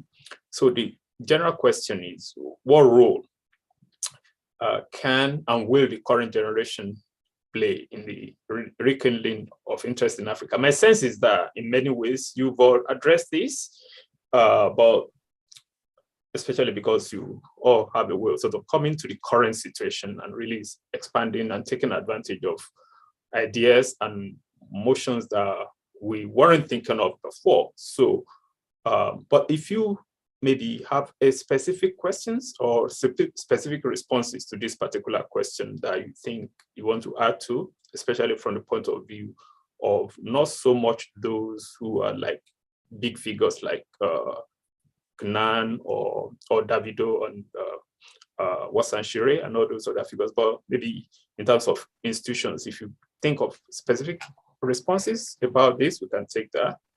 And then we can then take the more direct questions that are targeted towards individual speakers. Does anyone want to add to that whole notion of what role children of the new African diaspora, so to speak, can play in rekindling interest in Africa? I'd like to get started with it. Okay. I think children of African immigrants are very have fluid identities where they feel very much like African Americans, but they also have inherited a cultural identity from their families. So I think that they can and are already playing a role in their social lives, for example, because they're making Africa more accessible to other people, other Black people that they meet, and also because they demonstrate other ways of being, number two, and number three, those who are politically interested have been very visible in the press and in community projects. But I think that they can still play a bigger role in rekindling interest in Africa by reaching out to African-American and Afro-Caribbean students and being a little bit more patient with some of their shortcomings, their perceived shortcomings in understanding, for example, in quotes, the difference between Africa and Black people, which remains a rather sticky wicket. Okay, all right, thank you. Does anyone want to pitch in there? Joe? I'll jump in. All right, please. Yeah, I would add to that, to Wendy's observations, which are very precise. I would add to that the parental guidance of those children who, maybe not children now, but to what extent do those who have migrated, who are not first generation, I mean, one could have migrated from the continent at a young age, or one's parents could have migrated and then one is born in the US. So to what extent is the parental guidance there encouraging the African Americanization? And I think a lot of this has to do with class as well. If one enters into the middle class or into the upper middle class, and the grassroots African American population may not represent those class structures, how does the parental guidance then help to steer those new diasporans towards African Americanization or understanding the issues or relating to those issues? And also looking back to the homeland. I mean, Selassie does this, of course. She talks about going back to the homeland and then being in the class structures. So I think that's an avenue as well. I don't want to put the total burden on the children, though, as they no longer become children, the burden is on them, of course. But as they're being reared, to what extent is this notion of diaspora and African Americanization or Caribbean conceptions brought into their worldview, into their understanding of themselves? Okay. I could comment also. I agree totally with both Wendy and Joe, and even more strongly, because just as Wendy talked about the need to overturn the longstanding ugly image of Africa that so many Americans hold, I'm afraid I think it works in the other direction too. The image that many continental Africans have of African Americans is not pretty. No. And so in terms of parental guidance, I have heard students imply something almost like, do not get mixed up with those African Americans. Sure. And so I am not aware of the presence of new immigrant African sons and daughters populating Africana courses because their parents want them to take their engineering courses and their, those other professional courses. So, and I'm retired, so I'm not on the campus, but I do have an office still there and I interact a lot. But I see rather a separation between the newly immigrant African students and the African American students. In fact, there was a couple of years ago a real kind of conflict at Cornell. Yes, there was. About resources and so forth and so on. So I think that is a challenge that that is very real, and at the moment is not contributing to an increase in student enrollment in Africa related courses, and certainly not African literature. Mm. And I just want to follow that up quickly. I'm interested in what institution size what role that might play. For example, Lafayette is small and it's a PWI. So even though there are communication problems between these different communities of Black students, they still party together. They still belong to the same associations. And they even come to our courses, even though in general, I have to say at my institution, most of our students are in other majors. But I'm happy to have them in our classes, but I think that also on the side of African Americans, and I know we don't have time to go into this, but there is this whole problem, which is historical really, about what does saying you're an African mean, and what does saying you're Black mean?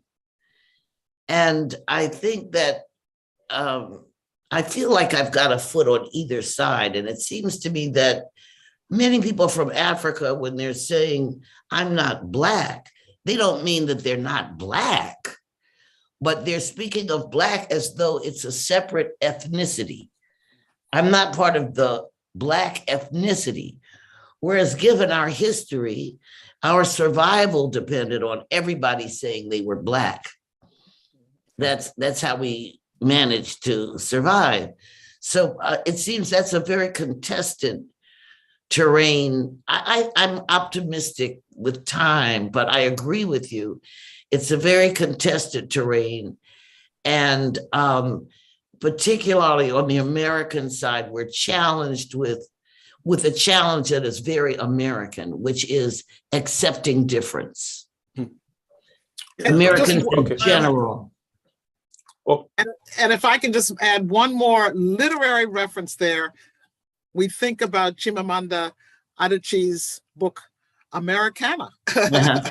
I mean, she says her blog for new African immigrants about longstanding African American. It's a wonderful, and she says she didn't know until she got to the U.S. that she was Black. Yeah, right. Yeah. So that book is a wonderful presentation, I think, of the interaction between new immigrant African students and the old style African Americans. That's a wonderful presentation of it, I think. Yeah. Okay, thank you. I'm always cautious, deeply cautious about what I would call, these hierarchies of the oppressed. Okay.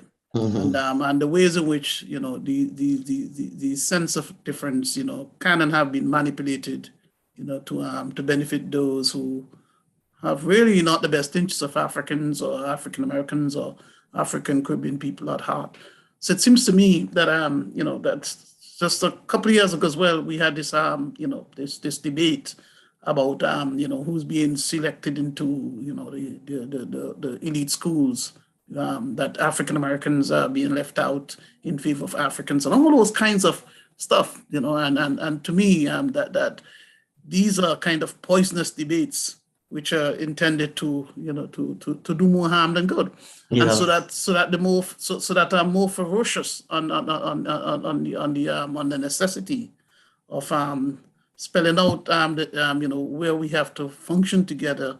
Because I'm from the Caribbean, but one of my daughters is born here, and now she's teaching African American studies at Washington and Lee, and that is a lawyer at Brennan Brennan Center at New York, and so and they see themselves not as African Americans. So identities are also transformative, but they also see themselves as Caribbean. Okay, so it seems to me that our as the older ones in the struggle is how to how we can persuade our younger generations to simultaneously embrace all of these identities as different elements of the same phenomena. Right. Yeah.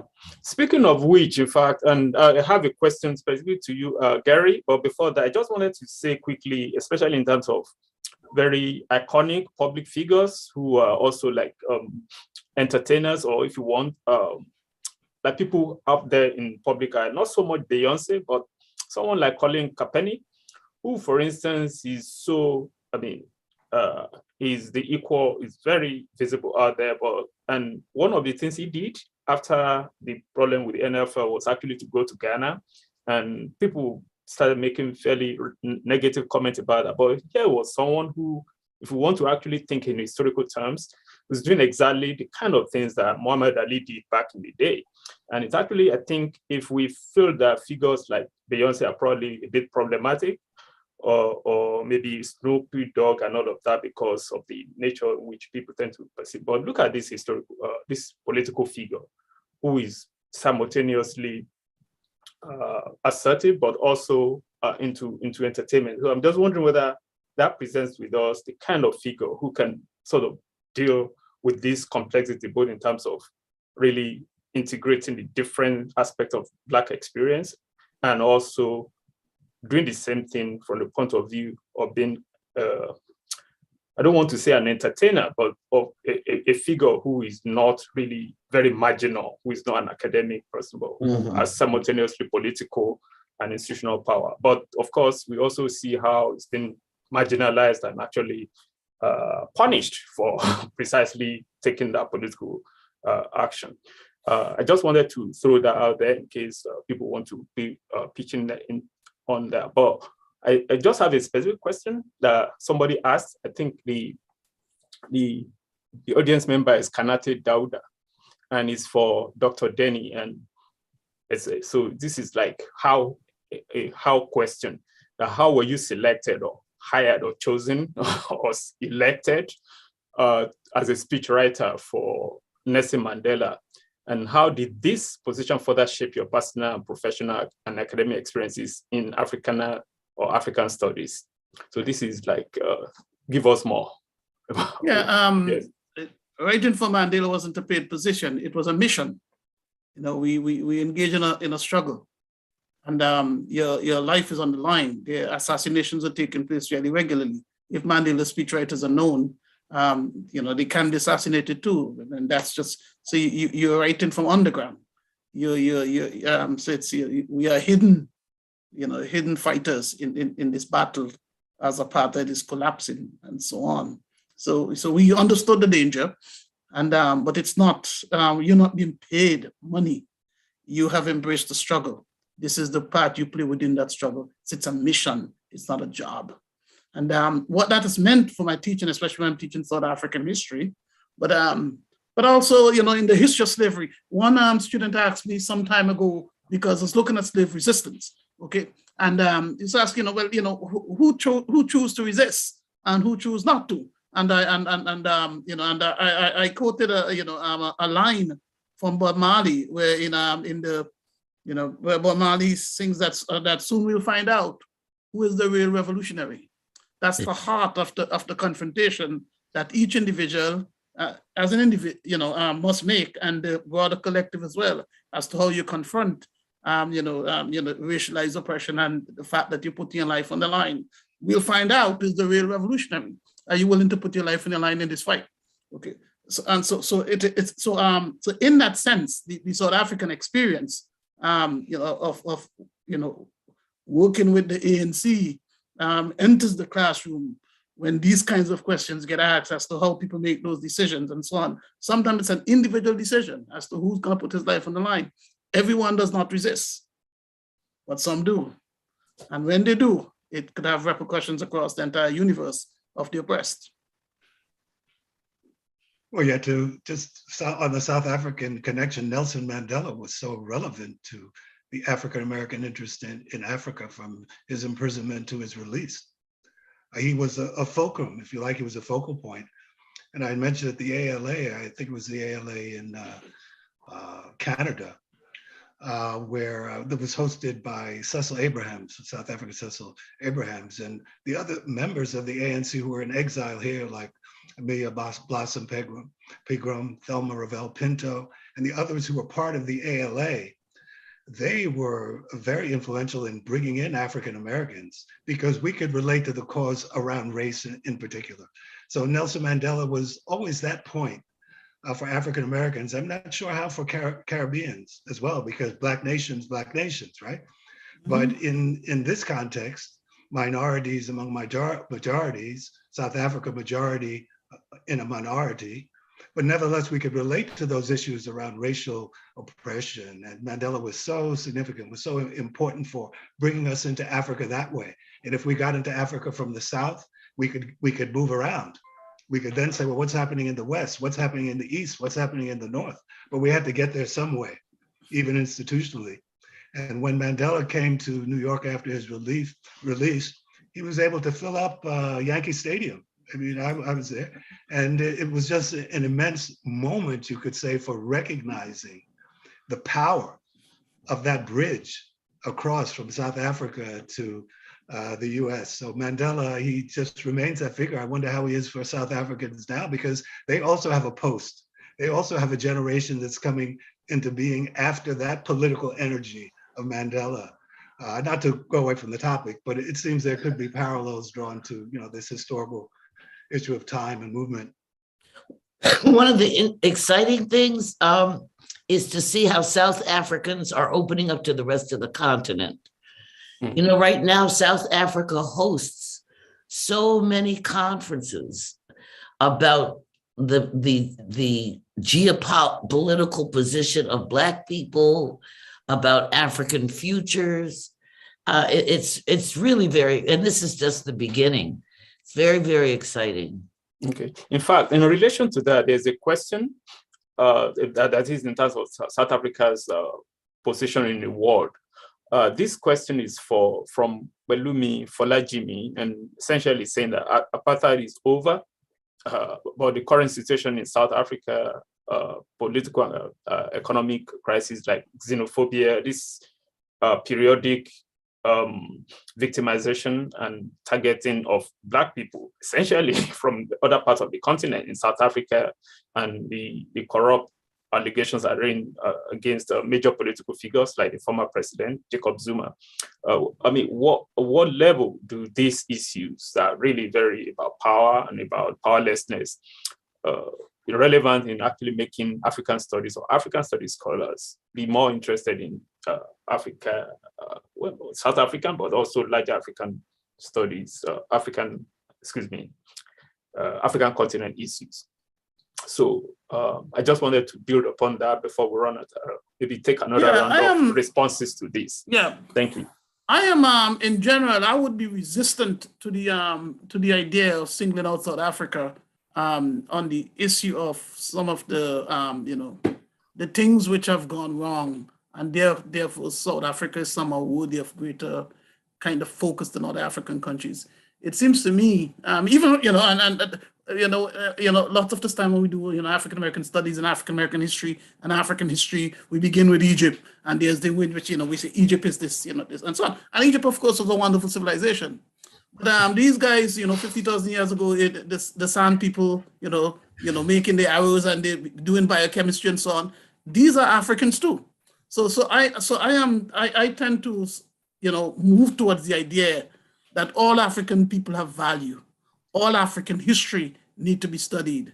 And so in the instance of South Africa, there was a moment in time in terms of apartheid that necessarily generated the kind of universal contempt and and actions on the part of Black people everywhere, to overcome this central rejection of our, equality among all other peoples. But having said that, in terms of the post-apartheid phenomena and so on, South Africa is one of many other African countries, and it seems to me that they're equally worthy of reflection and so on as South Africa, as much as I, obviously grounded in the South African experience. May I respond to Mamadou Ba? Yes, please. Briefly, he asked about the rush towards Africa of African Americans, and I forgive him. Perhaps he is not a specialist in African American history. So, Mamadou Ba, I forgive you. But if you know African American history, you know that since people arrived here, they have been organizing and talking about Africa. There's somebody named David Walker, for example, who you could Google. There's Blyden, who you could Google. Right from the beginning, and Sterling Stuckey, who died recently, was a wonderful researcher about this.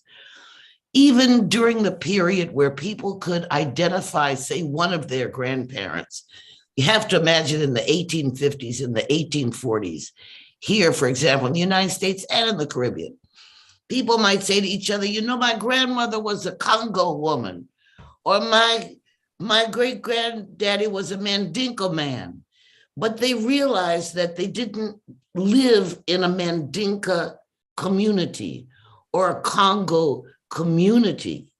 So they had to go up a level and recognize that they were all of African ancestry. So it's almost like two parallel narratives, a narrative that developed in the Americas about African ancestry in Africa, and another narrative that developed in Africa when people stopped being Fulbe and Mandinka and Olof and Serer and Hausa and realized that the colonials were looking at them as Africans.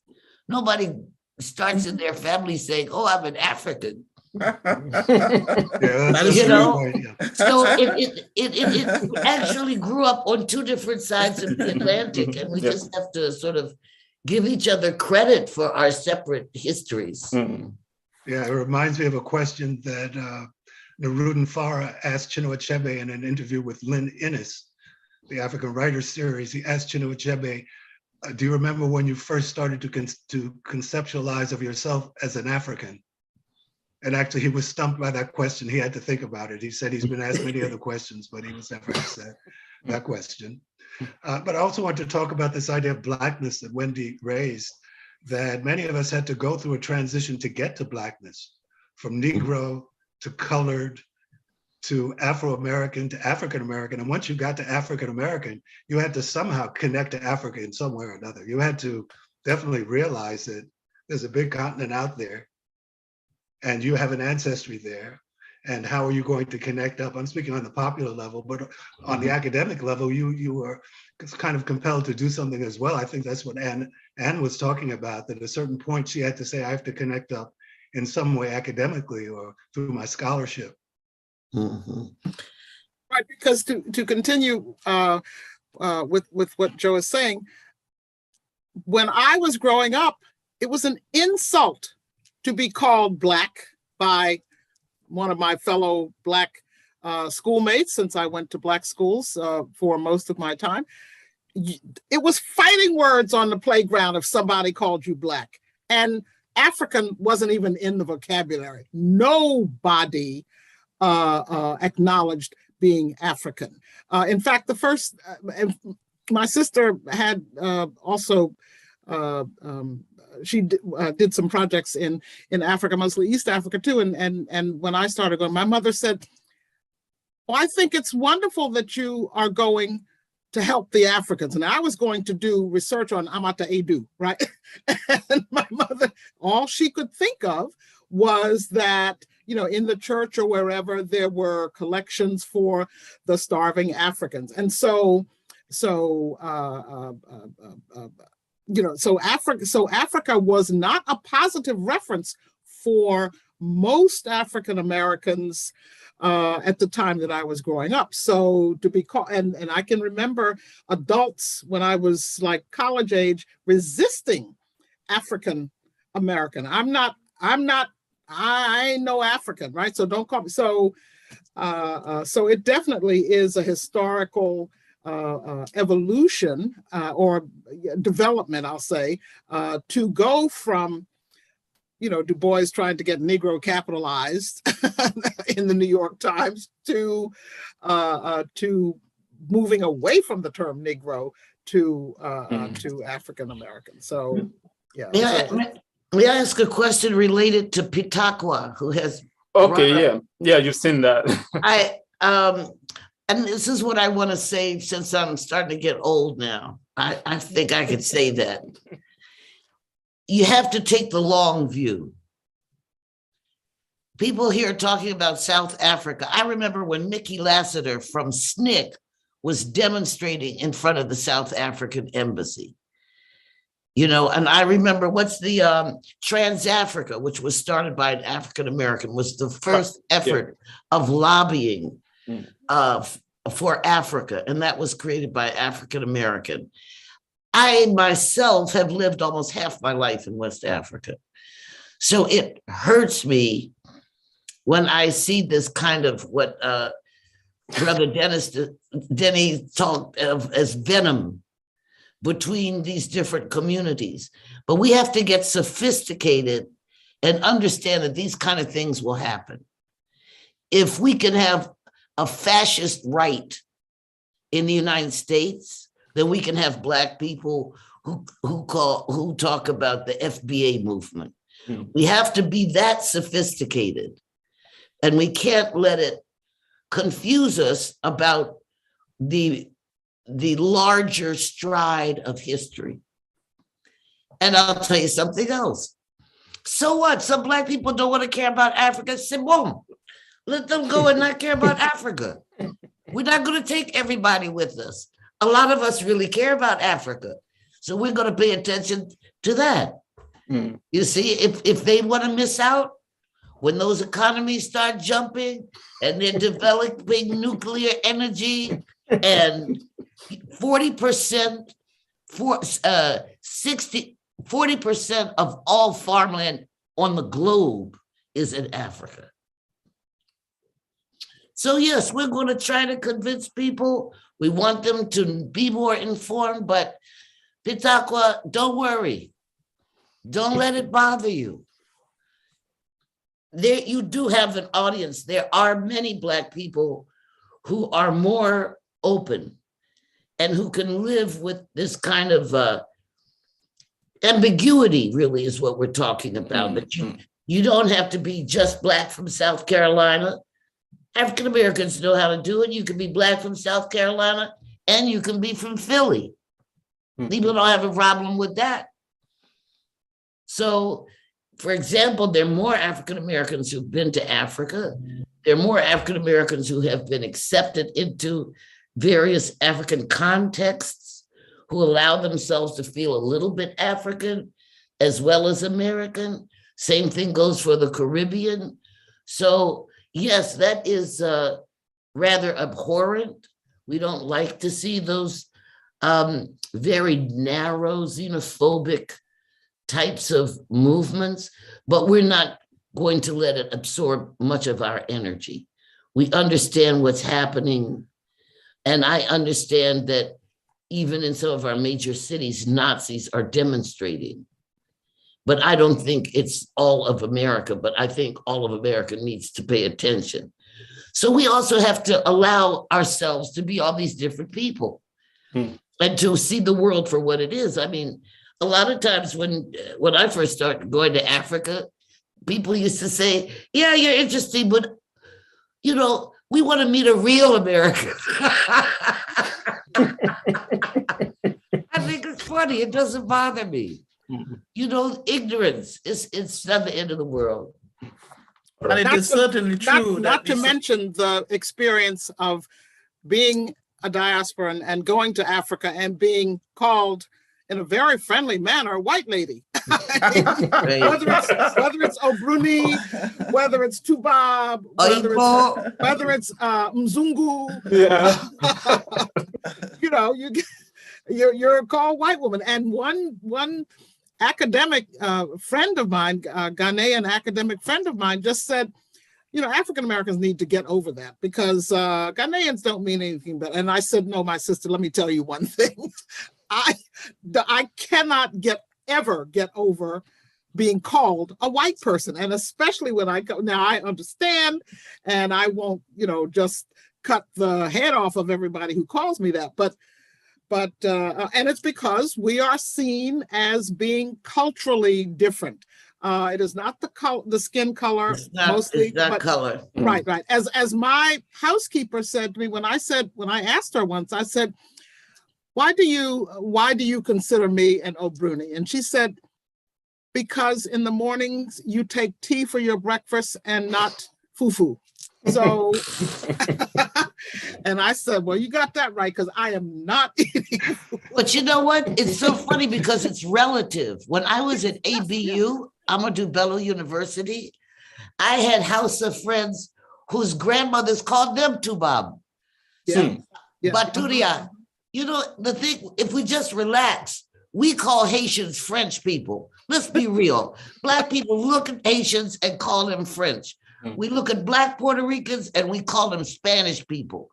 There's no difference from that and us going to Africa and somebody calling us Tubab. It's a cultural, like you said, and it's a cultural name, but I think it hurts because it reminds us of the history. Yeah.